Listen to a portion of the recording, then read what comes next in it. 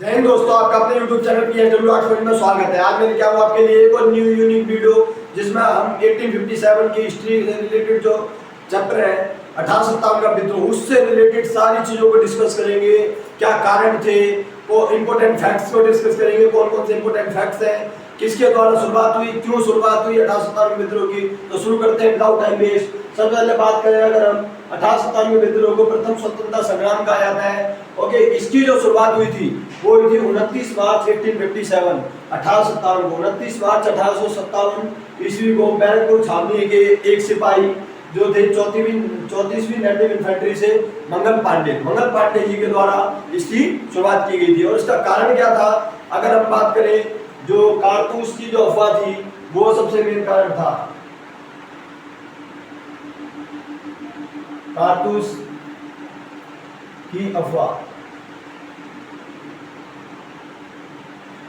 सबसे मेन कारण क्या था। तत्कालिक कारण ये कहा गया था कि गाय और सुअर की चर्बी की जो लेप है उस पे लगाया गया है कारतूसों पर। जो सबसे मेन कारण था उसे जो है मुंह से काटना था। ओके, तो इसीलिए भारतीय जो सोल्जर्स थे, सिपाही थे, उनके द्वारा इसका विरोध प्रदर्शन किया गया। और इतिहासकारों के अनुसार माना जाता है कि ये ही सबसे बड़ा मेन कारण साबित हुआ था। कारण तो बाकी और भी थे, जैसे कि ऐसा माना जाता है कि 1857 का विद्रोह इसलिए किया है और स्वतंत्रता हासिल की जा सकती है। 1757 का जो प्लासी का युद्ध हुआ था, ओके, बैटल ऑफ प्लासी, उसको 100 वर्ष पूरे हो चुके थे।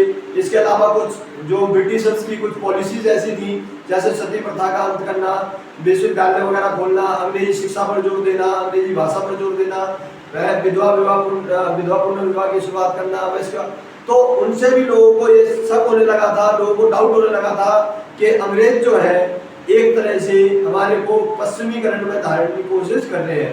ओके, जिस वजह से उनके द्वारा विरोध प्रदर्शन करे गए थे। तो इनकार कर दिया था मंगल पांडे ने उन कारतूसों को मुंह से काटने से, क्योंकि इससे हिंदू और मुसलमान दोनों ही धर्म भ्रष्ट हो जाते। हिंदुओं का, मुसलमानों का, दोनों का धर्म भ्रष्ट हो जाता। इसलिए पहली बार ऐसा हुआ कि दोनों हिंदू और मुसलमान एक होकर आए इस विद्रोह में। सबसे पहले तो अलग अलग इतिहासकारों के द्वारा अलग अलग मत दिए गए 1857 के विद्रोह को लेकर। किसी ने कुछ कहा, किसी ने कुछ। अगर हम बात करें सबसे पहले, अगर भारत का प्रथम स्वतंत्रता संग्राम किसने कहा है, प्रथम स्वतंत्रता संग्राम, प्रथम स्वतंत्रता संग्राम का है वीडी सावरकर जी ने। ओके, वीडी सावरकर, विनायक दामोदर सावरकर के द्वारा इसे प्रथम स्वतंत्रता संग्राम का दर्जा दिया गया कि ये भारत का पहला स्वतंत्रता संग्राम था, आजादी के लिए सबसे पहली लड़ाई। ये सिपाही विद्रोह किसने कहा है, ओके, सिपाही विद्रोह।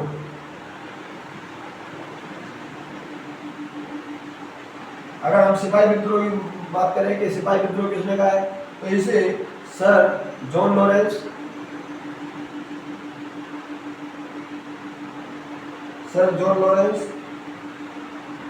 और सीले, इनके द्वारा इसे सिपाही विद्रोह का दर्जा दिया गया है। ओके, संज्ञा दी गई है कि ये सिपाही विद्रोह था। ईसाइयों के विरुद्ध युद्ध था, ये रीज ने कहा है, ईसाइयों के विरुद्ध युद्ध ये किसने कहा है, ये कहा है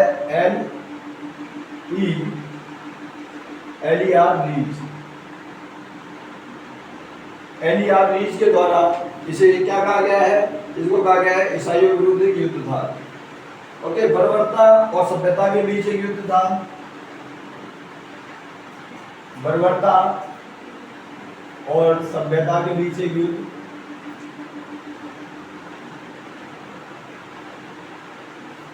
ओके, सभ्यता के बीच और बर्बरता के बीच में एक युद्ध था। ये किसने कहा है, टी.आर. होम्स के द्वारा इसे बर्बरता और सभ्यता के बीच का एक युद्ध करार दिया गया है। और अगर बात करें हिंदू और मुसलमानों का षड्यंत्र था, ये किसने कहा है, अंग्रेजों के विरुद्ध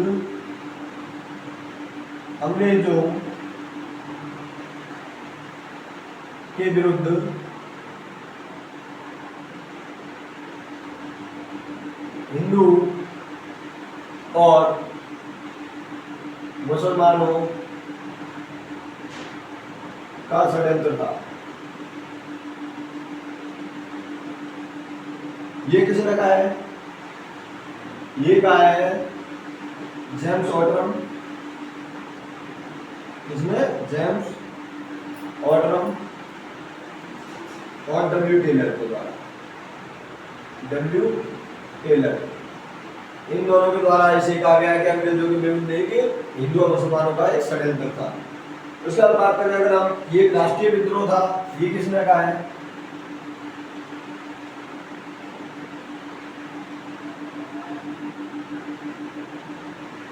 ये राष्ट्रीय विद्रोह था, ये किसने कहा है? ये कहा है डिज़रायली ने। किसने? डिज़रायली।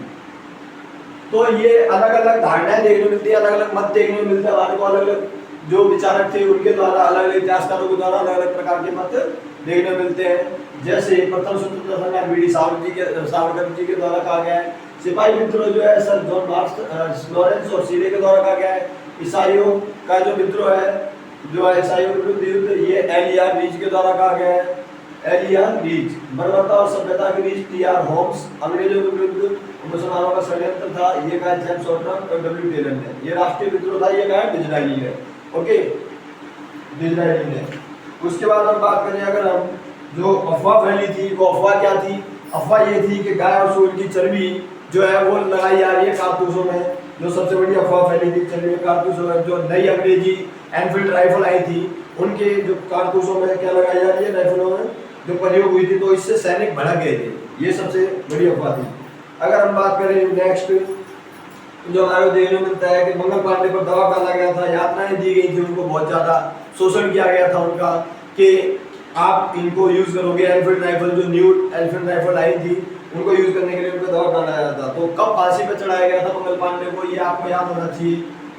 8 अप्रैल का वो दिन था जिस दिन भारत के स्वतंत्रता के लिए सबसे पहले शहीदी हुई थी। 8 अप्रैल का दिन। ओके, 8 अप्रैल 1857 मंगल पांडे को फांसी पर चढ़ाया गया था।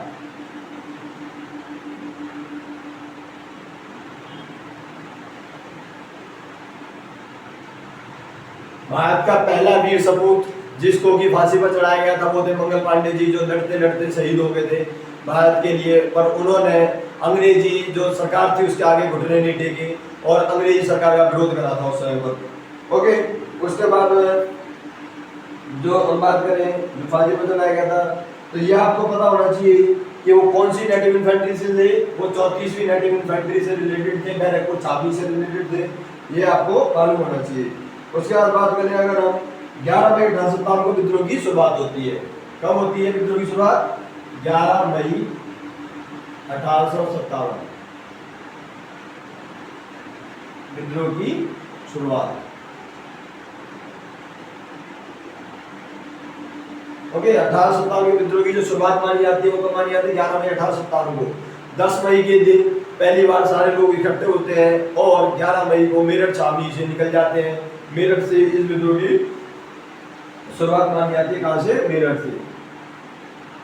ओके, मेरठ से इसकी शुरुआत मानी जाती है। सारे के सारे जितने भी सिपाही थी वो अपने अपने इकट्ठे होकर जो कारवां ले लेके निकल जाते हैं और बहादुर शाह जफर के पास नेतृत्व करने के लिए कहते हैं जाकर, लाल किले का दरवाजा खटखटाते हैं जाकर और बहादुर शाह जफर को बना लेते हैं कि वो 1857 के विद्रोह का नेतृत्व करें। एक क्योंकि लीडर की एक आवश्यकता थी जो सभी को एकजुट कर सके, तो इसलिए वो 1857 के विद्रोह में बहादुर शाह जफर को लीडर बनाते हैं। उसके बाद में अगर हम बात करें कि कहाँ पे कौन नेतृत्व कर रहा था, कौन सी जगह पर कौन था, तो ये आपको ध्यान रखना चाहिए। सबसे पहले बात करेंगे दिल्ली। दिल्ली में जो नेतृत्व कर रहा था 1857 के विद्रोह के वो थे बहादुर शाह जफर। क्या? बहादुर शाह जफर। ओके, 1857 के विद्रोह का जो नेतृत्व दिल्ली में कौन कर रहा था? बहादुर शाह जफर। ओके, नेक्स्ट बात करें अगर हम, कानपुर में कौन कर रहा था? कानपुर में तात्या टोपी, नाना साहेब, नाना साहब और तात्या टोपी।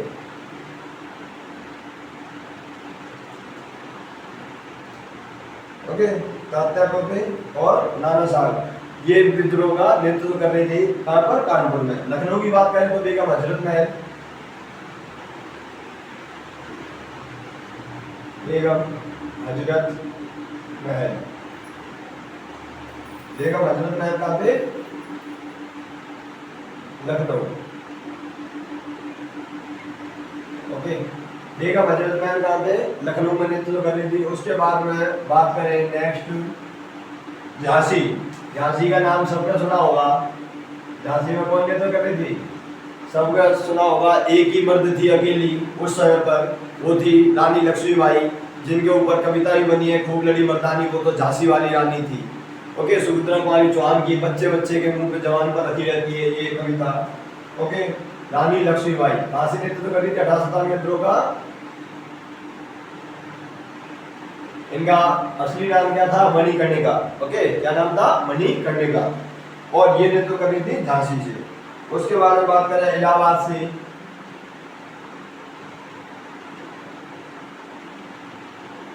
इलाहाबाद से कौन नेतृत्व कर रहा था? लियाकत अली।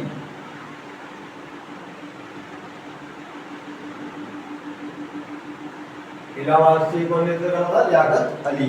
ओके, नेक्स्ट बात करें जगदीशपुर से। जगदीशपुर बिहार से। जगदीशपुर वीर कुंवर सिंह। वीर कुंवर सिंह कहाँ से नेतृत्व कर रहे थे? वीर कुंवर सिंह जगदीशपुर से। उसके बाद में बात करें अगर हम बरेली। बरेली से कौन कौन कर रहा था नेतृत्व? खान बहादुर खान। खान बहादुर खान कहाँ से कर रहे थे? बरेली से नेतृत्व कर रहे थे। उसके बाद हम बात करें फैजाबाद की।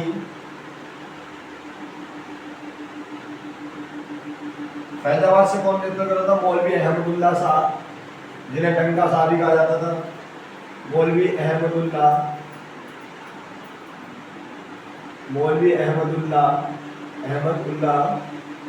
शाह। ओके, मौलवी अहमदुल्ला शाह नेतृत्व कर रहे थे कहाँ से? फैजाबाद से।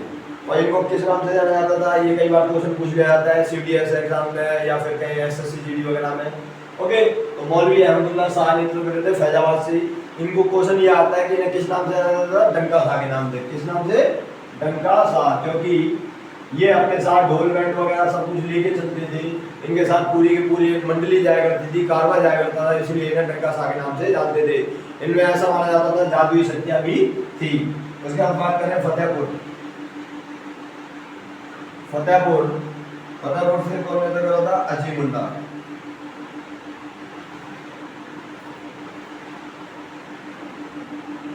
अजीमुल्ला जी जो थी वो कहाँ से नेतृत्व कर रहे थे? फतेहपुर।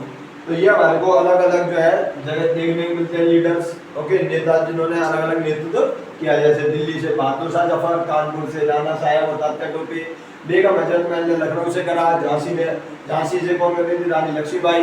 इलाहाबाद से लियाकत अली के द्वारा नेतृत्व किया गया। जगदीशपुर से वीर कुंवर सिंह। बरेली से खान बहादुर खान। फैजाबाद से मौलवी अहमदुल्ला शाह, डंका शाह के नाम से जाना जाता है। फतेहपुर से अजीमुल्ला। उसके बाद बात करें 1857 विद्रोह किन किन जगहों पर फैला था? केंद्र कौन से थे? 1857 के विद्रोह के केंद्र।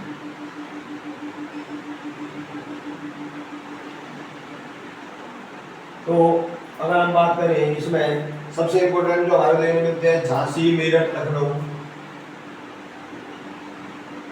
झांसी, मेरठ, लखनऊ।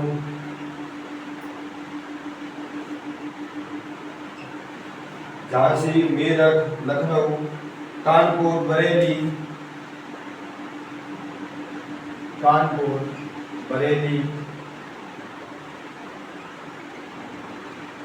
अलीगढ़, आगरा,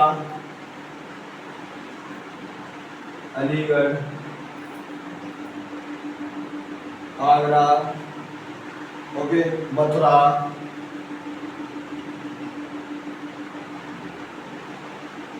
ये सारे जो है इंपोर्टेंट केंद्र थे। अगर हम बात करें यूपी की, ये सारे कहाँ पे थे? उत्तर प्रदेश। ओके, उत्तर प्रदेश के जो मेन केंद्र थे वो कौन कौन से थे? झांसी, मेरठ, लखनऊ, कानपुर, बरेली, अलीगढ़, आगरा और मथुरा। उसके बाद हम बात करें अगर हम बिहार की,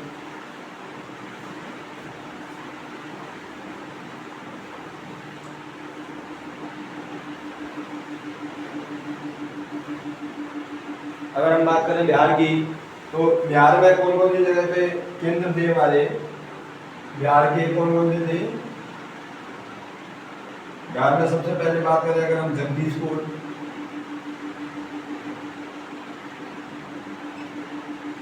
दूसरे पे बात करें अगर पटना, तीसरा आरा, ओके, पटना, आरा और जगदीशपुर, ये प्रमुख केंद्र कहाँ के थे? बिहार के। अगर हम बात करें तो इम्पोर्टेंट हमारे को ये स्थान देखने को मिलते हैं। और उस समय पर गवर्नर जनरल कौन थे? उस समय पर गवर्नर जनरल कौन थे? खासतौर के समय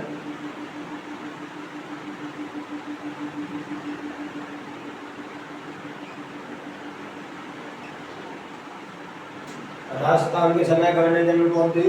वो थे लॉर्ड कैनिंग। ओके, कौन थे? Lord Canning. ओके, राजस्थान के विद्रोह के समय गवर्नर जनरल कौन थे हमारे? वो थे लॉर्ड कैनिंग। और 1857 ईस्वी के जो विद्रोह था, इसके बाद कंपनी का शासन खत्म हो गया और सभी स्थानों पर बाद में फिर क्या है, शासन सीधे अंग्रेजी सरकार ने अपने हाथ में ले लिया था। एलिजाबेथ के हाथ में चला गया था, जो वहाँ की रानी थी। नाना साहब का वास्तविक नाम क्या था? नाना साहब का वास्तविक नाम क्या था? नाना साहब का वास्तविक नाम हमारे को जो देखने को मिलता है, वो देखने को मिलता है धोधुपंत।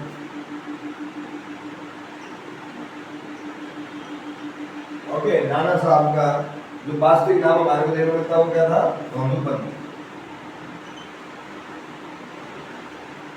धोधुपंत।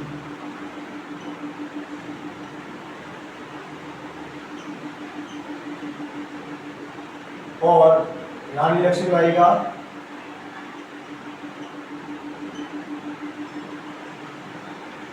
मणिकर्णिका।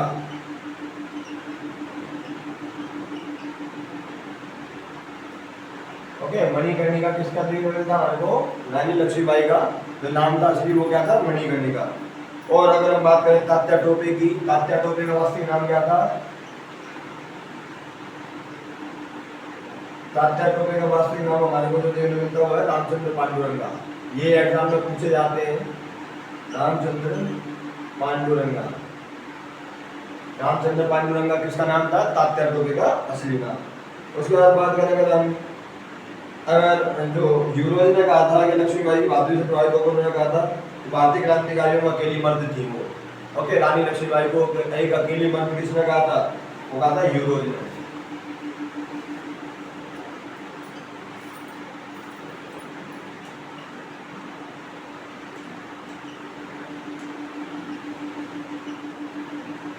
रानी लक्ष्मीबाई को एक अकेली मर्द की संज्ञा किसने दी थी? वो दी थी यूरोज ने। उसके बाद बात करें अगर हम विद्रोह की जो समाप्ति है दमन 1858 ईस्वी में हो गया था। ब्रिटिश संसद ने एक कानून पारित कर ईस्ट इंडिया कंपनी जो भारतीय शासन की जो कमान सीधे अपने हाथों में ले ली थी पूरी तरीके से। ओके, और फिर बाद में वायसराय का पद नाम दे दिया गया गवर्नर जनरल को। जो गवर्नर जनरल हुआ करते थे लॉर्ड कैनिंग, अब वो वायसराय बने, पहले वायसराय भारत के।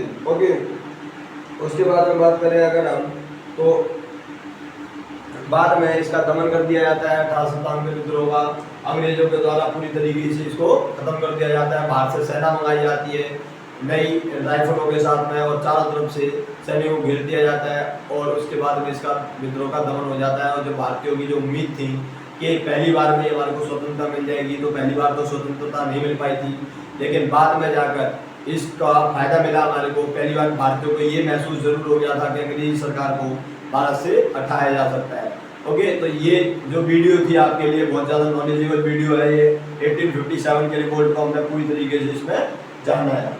और आगे भी हिस्ट्री से रिलेटेड मैं वीडियो डालूंगा, जैसे समाज सुधारकों के रिलेटेड जो है वीडियो इत्यादि डालते रहूँगा मैं।